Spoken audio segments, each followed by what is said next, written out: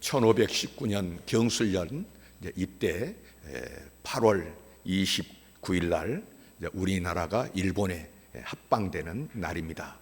그로부터 이제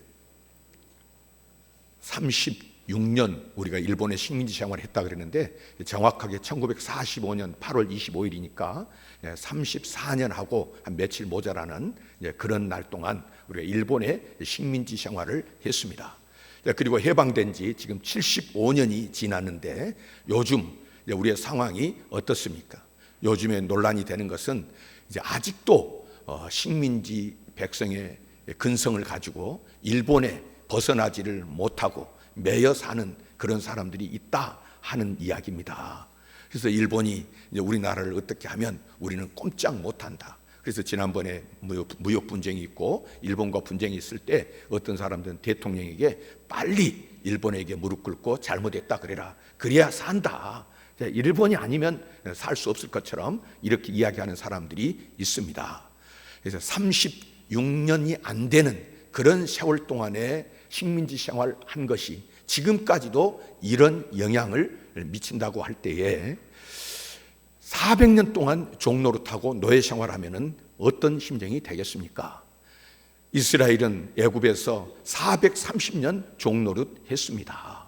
그리고 거기서 지내는 동안에 이제 그 근성 마음들은 어떠 있겠는가? 자기들 힘으로는 해방한다, 나간다 하는 그런 마음이 요즘 말로 1도 없는 그런 상태였습니다.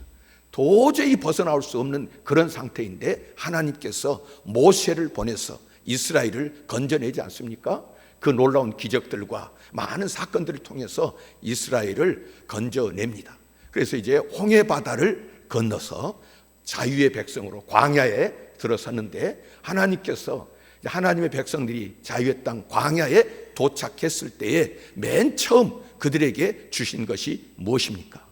하나님께서 이스라엘 백성들에게 시내산에 모세를 부르고 그들에게 십계명과 말씀, 율법을 주셨습니다. 율법을 주신 것은 무슨 뜻입니까? 내 백성은 이제 이 말씀으로 살아야 된다. 그리고 광야에 사는 동안에 하나님께서 하신 일은 노예 근성을 다 그들에게서 뽑아내고 종의 근성, 그런 안 되는 근성을 다 뽑아내고 자유민으로 삼으려고 할 때에 여러 가지 시련이 있고 어려움이 있었는데요. 그때마다 결국 결론은 뭐냐면 사람이 떡으로만 사는 것이 아니고 뭘로 사는 것입니까? 하나님의 입에서 나오는 말씀으로 산다. 사람의 힘으로 세상의 어떤 것으로 아니라 하나님의 입에서 나오는 말씀으로 산다는 것을 광야 생활을 통해서 친히 보여주셨고요. 오늘 우리가 예수를 구주로 믿는다 할 때 우리의 믿음은 무엇입니까? 우리의 믿음은 생명의 떡으로 오신 예수님, 그 예수님을 믿어야 산다. 우리가 세상에 어떤 방법 여러 가지가 있지만 그 세상의 방법으로 사는 것이 아니라 예수님으로 산다. 이것을 보여주는 것인데 이제 이스라엘이 그렇게 이제 광야 생활을 다 마치고 이제 요단강을 건너서 약속의 땅에 들어가게 되지 않습니까? 그러면 그 어려운 시험 다 겪었고 요단강 건너서 약속의 땅에 도착하면 그 앞에 뭐가 있어야 되겠습니까? 시온의 대로가 확 열려 있어서 이제 고생 끝, 행복 시작 하는 이런 삶이 돼야 될 것 같은데 이제 그것이 도착하자마자 거대한 여리고가 이스라엘 앞을 가로막고 있는 것입니다. 오늘 우리가 예수를 구주로 믿습니다 하고 우리가 두렵고 떨림으로 또 어떤 기대를 가지고 주님 전에 나왔습니다. 그리고 예수를 믿고 세례를 받았습니다. 세례를 받았다는 것은 성경이 뭐라고 표현합니까? 바로 홍해바다를 건너는 세례를 받는 것을 물 가운데로 지나는 것으로 이렇게 표현하는데 우리가 그렇게 건짐받은 하나님의 백성이 되어서 광야 같은 지금 이 세상을 살아갈 때 예수를 믿었으니까 이 앞에 시온의 대로가 확 열려 있으면 좋겠는데 오늘 누구나 할 것 없이 많은 어려움이 있습니다. 여리고가 앞을 가로막는 것처럼 우리 앞길을 가로막는 것들이 있다고 하는 것입니다. 이때 우리는 어떻게 살아야 되는가? 어떻게 행동해야 되는가? 그래서 이것을 믿는다고 하는 것은 무엇인가? 믿음으로 산다고 하는 것은 무엇인가? 하는 질문을 하게 되고 이에 대한 답을 듣기를 원하는 것입니다. 이스라엘이 광야를 지나서 여리고 앞에 섰을 때 어려움이 있는 것은 우리 앞에도 늘 그런 일이 있다는 것입니다. 이제 그럴 때 하나님을 의지하면 하나님께서 책임지시는데, 오늘 대다수의 사람들, 이 땅에 발을 붙이고 사는 사람들은 옛 습관에 젖어가지고 어려운 일이 닥치면 영이신 하나님 의지하는 것이 아니라, 어제까지 나를 인도하시고 그 큰 능력과 기종으로 나를 인도하시는 하나님을 의지하는 것이 아니라 거의 많은 사람들이 육으로 돌아갑니다. 옛사람으로 돌아갑니다. 갈등 속에서 말씀도 잊어버리고요, 영이신 하나님도 잊어버리고 세상으로 돌아가는 것입니다. 이것은 믿음이 굉장해 보이는 어떤 사람들이나 또 믿음이 아무것도 없는 사람이나 거의 같은 결과로 나오는데요, 우리 성경을 보면 가장 위대한 사도가 사도 중에 한 사람 바울을 이야기하지 않습니까? 이 사도 바울이 고백을 하는 것입니다. 오라, 나는 곤고한 사람이로다. 누가 이 사망의 몸에서 나를 건져내랴. 그 위대한 사도가 믿음으로 얼마나 많은 은혜를 체험하고 능력을 행하는 사람인데, 그 마음속에 갈등이 끊임없이 일어나는 것입니다. 늘 살아가면서 유대인에 겹치고요, 이런 사람이 나를 힘들게 하고 저런 사람이 나를 어렵게 하고 나를 배반하고 많은 갈등이 있으니까, 그 갈등이 있을 때 하나님, 영이신 하나님 붙잡고 그리고 그 말씀을 따라가면 될 것 같은데, 그 사도 마음속에도 말씀보다도 하나님보다도 더 가깝게 다가오는 것이 육의 아픔들이고 육의 장막들이고 이런 어려움들이었다고 하는 것입니다. 마음속에 두 마음이 싸운다는 것입니다. 늘 이 마음 저 마음 싸울 때 나는 어느 쪽으로 갈 것인가, 이 갈등에 사도 바울도 그렇게 힘들게 했다는 고백을 하는 것인데, 여러분, 믿음의 사람들, 이제 이런 일이 생기는 것 결론 말씀드렸습니다. 영이신 하나님을 붙잡아야 되는데, 그 말씀을 의지해야 되는데, 당장 눈에 보이는 것에 휩쓸렸어. 혈과 육에 대한 이 싸움에서 우리가 혈과 육을 따라가는 일들이 있어서 이런 갈등, 어려움이 있다고 하는 것입니다. 어떻게 살아야 되겠습니까? 우리 믿음의 사람들, 예수를 믿는다고 하는 사람들은 어떻게 살아야 되는가? 히브리서 11장 6절에 믿음이 없이는 기쁘시게 못하나니, 믿음이 없이는 기쁘시게 못하나니. 하나님께서 우리에게 바라는 것은 어떤 물질도 아니고요, 어떤 배경도 아니고요, 가문도 아니고요, 어떤 배움의 정도도 아니고요, 하나님께서 우리 사람을 판단하시고 보시는 유일한 한 가지는 믿음입니다. 내 믿음이 크도다, 믿음대로 될 자다, 믿음이 적은 자들아. 하나님께서는 너는 얼굴은 잘생겼는데 얼굴이 못생겼냐, 믿음은 있는데 얼굴이 못생겼냐, 너는 믿음은 있는데 왜 돈이 없느냐, 이런 적이 없습니다. 다른 것 말씀하지 않고 오직 믿음으로 모든 사람을 보시는 것입니다. 그래서 믿음이 없이는 기쁘시게 못하나니 말씀을 하십니다. 보십시오, 아브라함도 믿음으로 살았고요, 또 모세도 믿음으로 살았고요, 어떤 다 따지고 보면 예수를 구주로 믿는 그 믿음 속에 그들이 살았고요, 다윗은 말할 것도 없습니다. 그리고 베드로도, 그리고 또 바울도 그 믿음이 있었고, 오늘 우리도 그 믿음을 가지고 사는 것입니다. 그런데 여러분, 예수님을 주와 구주로 믿는 그 믿음, 이것은 명사가 아닙니다. 예수를 구주로 믿는 믿음 가졌다 끝나는 것이 아니고요, 예수를 구주로 믿는 믿음은 히브리서 11장 6절에 그것을 하나님께 나아가는 것이다, 머물러 있는 것이 아니라 나아가는, 움직이는 것입니다. 믿음은 전진하는 것입니다. 그래서 믿음은 동사라고 할 수 있습니다.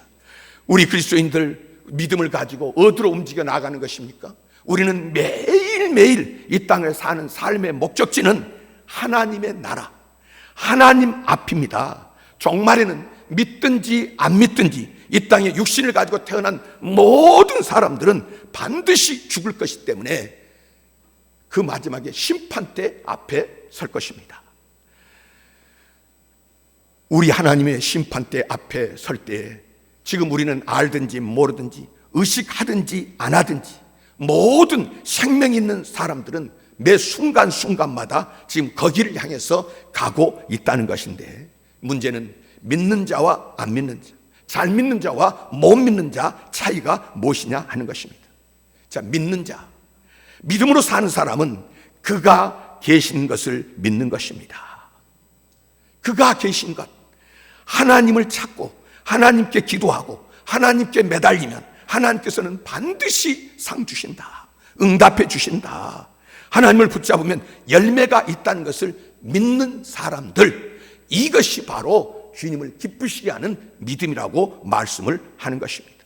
그래서 아무리 불합리하고 힘들고 어려운 일들이 내 앞에 펼쳐진다고 할지라도 내 감정, 내 논리, 내 경험을 따라서 살지 아니하고 함부로 말하거나 행동하지 아니하고 심판주 되신 주님이 보고 계시고 알고 계시고 그리고 이것을 판단하십니다. 그리고 이것을 해결하십니다. 견디고 소망 가운데 기다리는 것입니다. 내 방법이 아닙니다. 이스라엘의 초대왕 사울이 왕된 지 2년 만에 블레셋이 쳐들어옵니다. 이때 이스라엘의 정규군은 사울 왕이 2,000명 데리고 있었고 요나단이 1,000명 데리고 있었고 도합 3,000명입니다. 그런데 블레셋이 쳐들어올 때 그들은 군대가 얼마냐? 병거가 3만이요, 마병이 6천이요. 군인들은 바닷가에 모래알처럼 많았다 말하고 있습니다.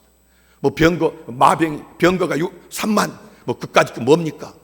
말 타고 술에 달려서 군인들이 거기 타고 지쳐 달려오는데요. 당시에 뭐 변변한 무기가 있습니까? 뭐 머리에서 총을 쏩니까? 가까이 근접전을 하는데요. 병거 타고 달려들면요, 어느 사람도 이길 사람이 없습니다. 요즘으로 하면 탱크보다 더 무서운 것이 당시 병거라고 할 수 있는데요. 그 병거가 3만이요. 그리고 말을 타고 달려드는 군인들이, 적군들이 6천이요. 바닷가에 모래같이 많은 그 군대들이 지금 쳐들어올 때에 그들이 들어와가지고 베다인 동쪽에다가 진을 치고 기다리고 있습니다. 이스라엘이 멀리서 보니까요, 그 많은 사람들이 오니까 전쟁 시작도 안 했습니다. 아직 붙어보지도 않았어요. 그런데 성경에 보면 이스라엘 사람들은 굴과 수풀과 바위 틈과 은밀한 곳과 웅덩이에 숨었다. 다 벌써 숨어 들어갔습니다. 나가서 어떤 사람들은요, 너무 무서우니까 여기 있으면 못 산다, 요단강을 건너가지고 도망가고 말았습니다. 이렇게 모든 이스라엘이 벌벌 떠는 가운데 더 두려운 사람, 사울은 왕인데 어떻게 그들을 대적하겠습니까? 이때 사울 왕이 이제 누구를 기다리냐면 사무엘 선지자, 제사장 사무엘 선지자를 기다리고 그의 도움을 받아서, 하나님의 도움을 받아서 이기기를 원하는데, 이제 그가 기다리는데 약속한 날짜가 돼도 사무엘이 안 오는 거예요. 이 마음은 좁은 군인들은 다 도망을 가죠. 무서워서 떨지요. 적군은 다가오지요. 이때에 사울 왕이 명령합니다. 가서 화목제물 가져와라. 그리고 속죄제물 가지고 와라.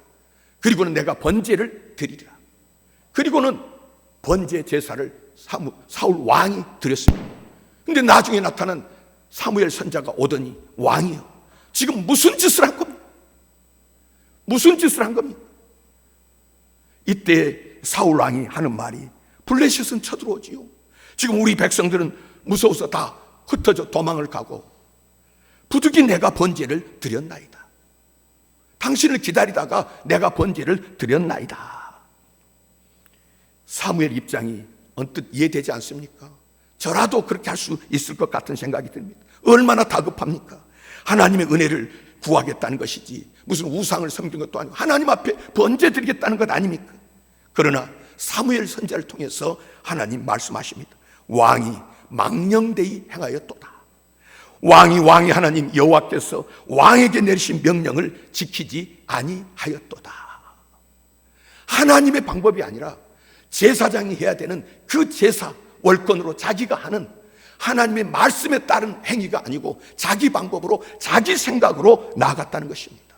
급하니까 결국은 말씀을 따라서 하나님을 인정하고 가는 길이 아니라 자기가 자기 생각으로 나아가는, 겉모양은 하나님 믿습니다, 겉모양은 예배를 드리는데 마음속에 하나님은 없습니다. 하나님의 말씀도 없습니다. 제 멋대로 자기 소견대로 가는 것입니다. 급하다고, 힘들다고, 어렵다고. 결과는 무엇입니까? 하나님께서 왕을 버리셨습니다. 버림을 받았습니다. 누가복음 18장의 주님은 항상 기도하고 낙심하지 말아야 될 것 비유로 말씀하십니다. 항상 기도, 아무리 힘들고 어려워도 낙심하지 말고 낭망하지 말고 기도하라는 것은 세상 방법으로 나가지 말고 하나님 기도해서 하나님의 방법으로, 그리고 하나님과 그 문제를 해결하라. 낭망하지 말고 기도할 것을 비유로 말씀하셨는데요, 원수로 인한 한 맺힌 원한을 가진 한 여인이 있었습니다. 그 원수가 여인에게 어떤 폐악질을 했는지 구체적인 기록은 없습니다만은 그 원한이 풀려야 살겠다는 것입니다. 이 억울함이 풀려야 이 여인이 살겠다는 것입니다. 그래서 그 도시에 있는 재판장을 찾아갔습니다. 그런데 이 재판장이란 인간이 못됐습니다. 하나님도 두려워하지 않고 사람도 두려워하지 않습니다. 하나님을 두려워하지 않는다는 것은 하나님이 어디 있느냐? 하나님을 안 믿었습니다.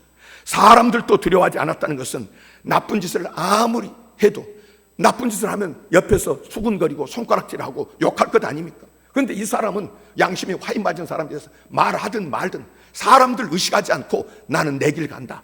악한 길을 가는 거예요. 돈을 줘야 내가 돈 준 사람 맞게 재판을 해주고, 어떤 백이 들어오면 내가 무슨 이익이 있어야 거기에 합당하게 재판을 해주고, 자기 마음대로 사람을 두려워하지 아니하고 자기 마음대로 하는 이런 인간이었습니다.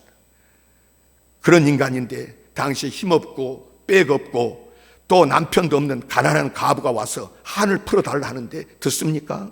신경도 안 씁니다.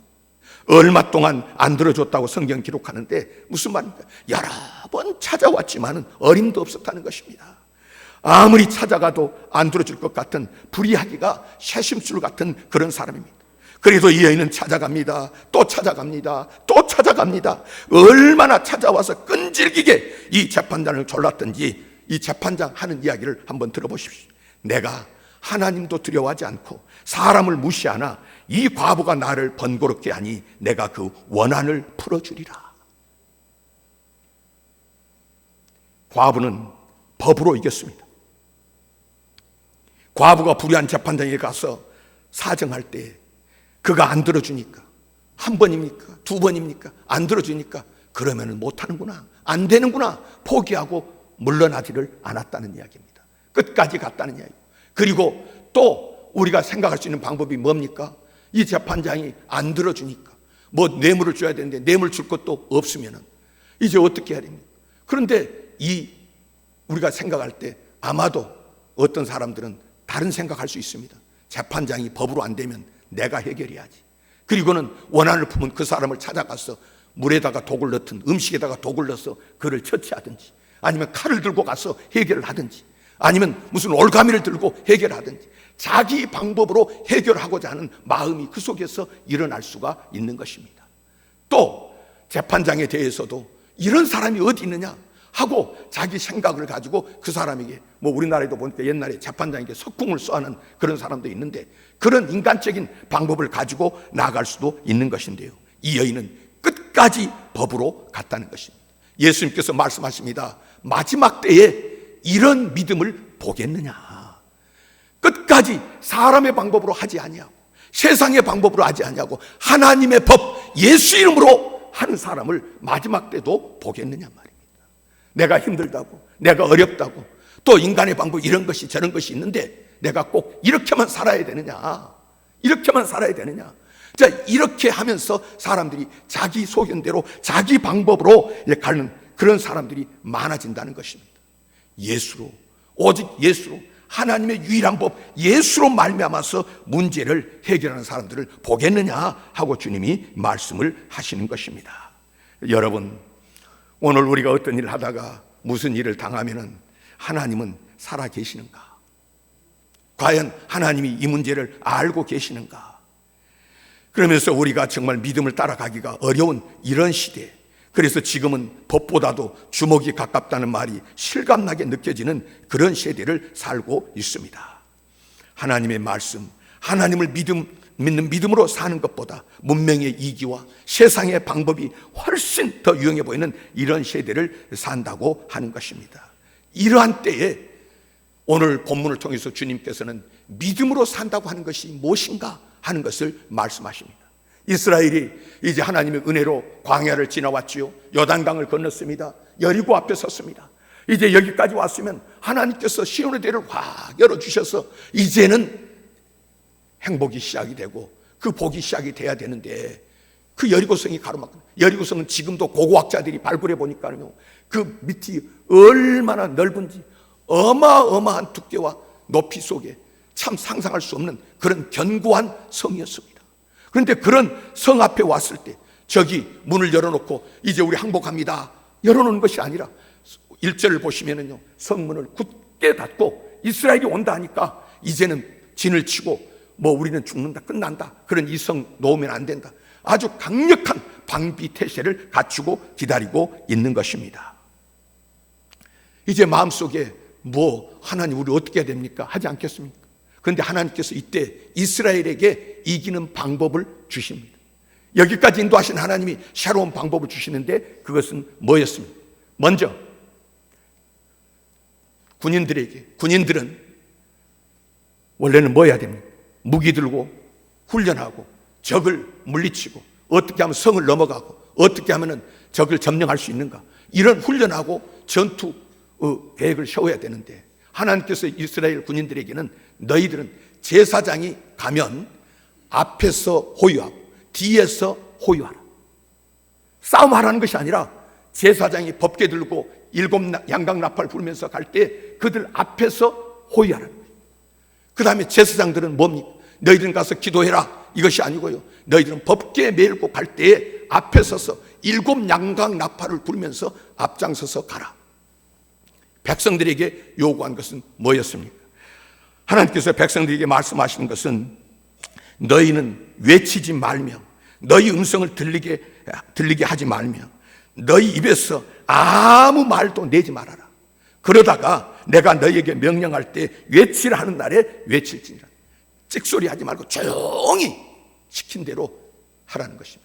그리고 그런 대형을 지어가지고 어떻게 해요? 여리고성을 하루 한 바퀴씩 돌고 엿새 동안 돌고 그 다음에 7일째 7바퀴를 돌고 나팔 불 때 백성들에게 소리를 외치라는 것입니다. 자, 이스라엘 백성들이 그 명령을 따라서, 말씀을 따라서 첫날 한 바퀴 돌 때 어떤 마음이었습니까? 두렵고 떨림으로 지금까지 함께 하신 하나님이 얼마나 굉장한 일을 행하실까, 우리가 한 바퀴 돌고 났을 때 저 성에서 무슨 일이 일어날까 얼마나 기대가 있겠습니까? 그래서 한 바퀴를 쫙 돌고 와서 쳐다보는데 아무 일도 안 일어나는 거예요. 아무 일도 안 일어나는 거예요. 또 무슨 일 하겠지. 둘째 날 말씀을 따라서 또 그렇게 대응을 짓고 한 바퀴를 돌았습니다. 오늘은 무슨 일이 있겠지. 어제는 그렇다 치고 첫날인데 오늘은 무슨 일이 있겠지. 적어도 여리고성 한쪽 무덩이가 금이 가든지 아니면 저 위에가 날아가든지 오늘은 무슨 징조가 있겠지 기대하면서 한 바퀴를 돌았습니다. 그런데 그날도 아무 일이 없는 것입니다. 이상하네. 그리고 셋째 날이 되어서 그래도 3세번이지 한 바퀴를 돌았습니다. 아무 일도 없습니다. 셋째 날까지 그런 일이 있을 때 넷째 날 돌려고 할 때 이 백성들의 마음속에 무슨 생각이 일어났습니까? 하나님이 계시기는 한 거야? 하나님이 도대체 무슨 일을 하시기는 한 거야? 우리가 이 짓을 해야 돼? 그런데요, 이 이스라엘 백성들보다 더 놀란 사람이 있어요. 여리고성 사람들입니다. 여리고성 사람들은 들었습니다. 이스라엘이 애굽에서 나올 때 세계 최강의 군대, 애굽 사람들 군인들을 홍해바다에 있다가 수장시켰대더라. 그리고 바산왕 옥 그들을 무너뜨리고 광야의 그 어려운 지역을 다 지나와서 여기까지 이스라엘을 인도하신 하나님이 함께 하시는 민족이라더라. 그 이스라엘이 얼마나 무섭습니까? 소문 들으니 얼마나 두렵습니까? 이스라엘이 이제 우리 여리고성 앞에 진을 치고 있을 때, 그리고 진을 치고 한 바퀴를 돌 때 어떤 생각이 있습니까? 우리가 어떻게 될까? 이제 우리가 무너지는가? 끝나는가? 하나님 어떻게 일하실까? 다 쳐다보고 내려다봤을 것입니다. 한 바퀴 하루 돌고 왔는데 아무 일도 없지 않습니까? 둘째 날 또 한 바퀴를 돌았는데 그날도 아무 일도 없지 않습니까? 오늘은 무슨 일이 있으려나? 세 번째 날에는 조마하면서 마음을 졸이고요, 그렇게 지켜봤을 것입니다. 그런데 아무 일도 일어나지 않습니다. 그때 별거 아니네. 저거 뭐야? 어떤 사람이 이 땅을 살면서 교회를 출석한다고 하니까 옆집에서 보고 저 사람 교회 나간대. 교회 나가네. 열심히 하네. 성경책 들고 가고요. 주일날만 가더니 이제 수요일도 가네. 이제는 새벽기도도 가네. 저 사람 이제 교회에서 직분도 가졌다는데 열심히 있네. 어떻게 될까? 근데 보니까 1년이 가고 2년이 가도 너나 나나 나나 너나 이런 걸 볼 때 어느 순간에 하나님은 어디 계시는가? 하나님이 어디 계시는가? 조롱하고 손가락질하고 비웃을 수 있는 것입니다. 자, 이럴 때 믿음으로 산다고 하는 것이 무엇인가 말이에요. 믿음으로 산다고 하는 것. 그런데요, 이스라엘과 여리고 그때 전쟁 때 가장 마음 졸이며 처절한 믿음의 싸움을 싸우는 한 여인이 있었습니다. 누굽니까? 기생 라합입니다. 여리고성 기생 라합은 기생, 요즘은 창녀로 번역이 되는데 이 기생 창녀가 술집을 하고 그리고 거기서 이제 사람들이 많이 드나들지 않습니까? 거기서 소문을 들었습니다. 이스라엘에 대한 소문을 들었습니다. 아, 이스라엘 나라 하나님이 함께하는 민족이래더라. 그 나라가 이렇게 여러 나라를 물리쳤더라. 거기를 사람들이 드나들면서 소문을 몰아다 오는데요, 어떤 사람들은 그 이야기를 듣고 술 한잔 먹고 그런 일이 있어 흘려보내는데 이 여인은 마음에 두었습니다. 그리고 하나님을 믿었습니다. 이것이 바로 은혜입니다. 믿어지는 것이 은혜인 줄 믿으시기를 바랍니다. 아무나 예수 이야기한다고, 하나님 이야기한다고 믿어지는 것이 아니고요, 교회 오는 것이 아니고요, 하나님께서 은혜 주셔야 믿어지는 것입니다. 부모가 믿었기 때문에 믿어지는 것도 아니고요, 또 내가 어려서 어떻게 오래 다녔기 때문에 믿어지는 것이 아니라 하나님께서 택해 주셔야 돼요. 이 여인이 믿음을 가졌습니다. 그리고는 이제 기다리고 있는데 정탐꾼들이 2명이 왔습니다. 정탐꾼들이 와서 이제 이스라엘이 온다 할 때 그들을 숨겨주고 약조를 맺었습니다. 앞으로 너희들이 이스라엘 사람들이 이 땅 여리고를 점령할 때에 우리 가족은 살려주십시오. 우리 집안에 있는 사람들 살려주십시오. 그래, 누구든지 이 집안에 있는 사람들 살려주는데 너희 집안에다가 표시해라. 빨간 줄을 하나, 그 집이 성벽 위에가 집 있는데 거기다가 빨간 줄을 하나 늘어뜨려 놔라. 표시를 해놔라. 무슨 뜻입니까? 예수 십자가의 보혈을 상징을 하는 것입니다. 여기에 있으면 산다. 그래서 이 여인이 어떻게 했겠습니까? 어느 날 드디어 이스라엘이 여리고까지 왔다는 겁니다. 그리고 성을 둘러싸 성 앞에 있는데 이제 그 오는 것을 보고는 약조한 것이 있으니까 자기 온 친척들한테 일가 친척, 부모, 형제들 다 불러 모았습니다. 여러분, 우리 집안에 있어야 이 전쟁에서 우리가 살아남을 수 있습니다. 여기 벗어나지 않고 이 안에만 있으면 삽니다 하고 이야기할 때 처음에 일가 친척들이 야, 네 행실이나 봐라. 네 행실 그래가지고 무슨 구원을 받는다, 무슨 우리를 구원한다. 야, 니나 잘 살아, 좀 똑바로 살아, 이러면서 안 들었을 거 아니에요. 그런데 이 여인이 너무도 간절하게 여기 오셔야 됩니다. 아버지, 어머니, 형제들이요, 친척, 이모, 고모, 우리 집안 여기 들어와야 삽니다. 여기 있어야 삽니다. 하도 하소연 하니까 거기에 정성에 감동돼가지고 집 안으로 들어갔습니다. 집 안으로 들어가서 안에서 하루 이제 지키고 있는데 드디어 이스라엘이 다가오더니 첫날 성 안에서 전부 다 내다보니까 한 바퀴를 돌지 않습니까? 돌 때 이 사람들 또 안에서 야, 어떤 역사가 일어나나, 라합을 통해서 우리를 여기 불러 모으신 하나님이 어떻게 일하신가 하고 아마도 긴장하면서 내다봤을 것입니다. 그들 또 봤는데요, 한 바퀴 돌았는데 첫날 아무 일도 없지 않습니까? 두 번째 날도 별일이 없지 않습니까? 세 번째 날도 별일 없지 않습니까?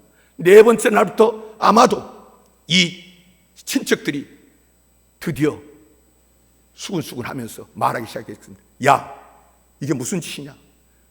저것들 봐라, 저렇게 돈데 무슨 아무 일도 없지 않느냐? 저런 것들을 무서워하고 우리가 이 안에 숨어 있어야 되느냐? 그러지 마십시오. 하나님이 일하십니다. 여기 계셔야 됩니다. 그래, 5째 날쯤 됐을 때는 아마도 6째 날 돼서는 폭발했을 것입니다. 제가 이런 말해서 죄송합니다만은 아마도 어머니라도 내 인연,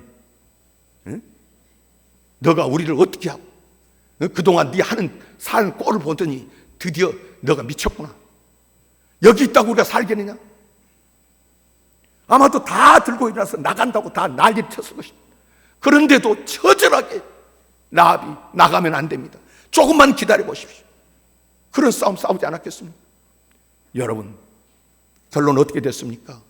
7째 날 제사장이 주님 하나님께서 말씀하신 대로 시킨 대로 그 성을 7바퀴를 돌았고 양강나팔을 불면서 소리를 질렀을 때요, 그 꿈쩍도 않던 그 성이 위에서부터 와르르 다 무너지는 것입니다. 마지막 때의 믿음을 보겠느냐? 끝까지 참고 기다리니까 하나님의 믿음의 역사를 그들은 봤습니다.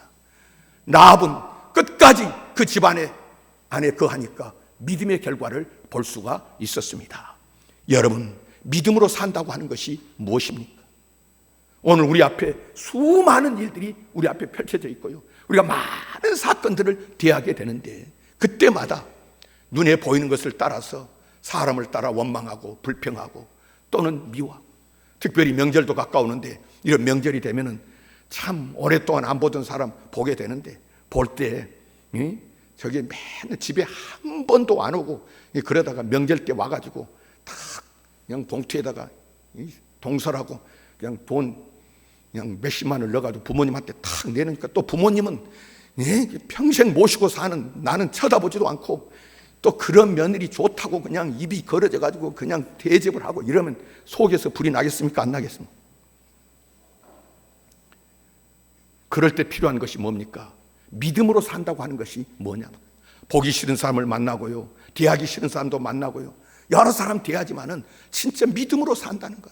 어떤 상황 속에서도 환경이나 세상에 끌려가지 않고, 오늘 또 살아계시는 전능하신 하나님, 찾으면은 상 주시는 하나님, 눈에 안 보이고 없는 것 같아도 지금도 여리고에 엿새 동안 아무 일이 없어도 일하고 계셨고, 마지막 날에 열매를 보게 하신 하나님은 살아계셔서 역사하고 계신 줄 믿습니다. 그 하나님이 바로 예수 그리스도 안에서 저와 여러분의 아빠, 아버지가 되어주시고 나의 하나님이 되어주시는 줄 믿습니다. 기도하십시오.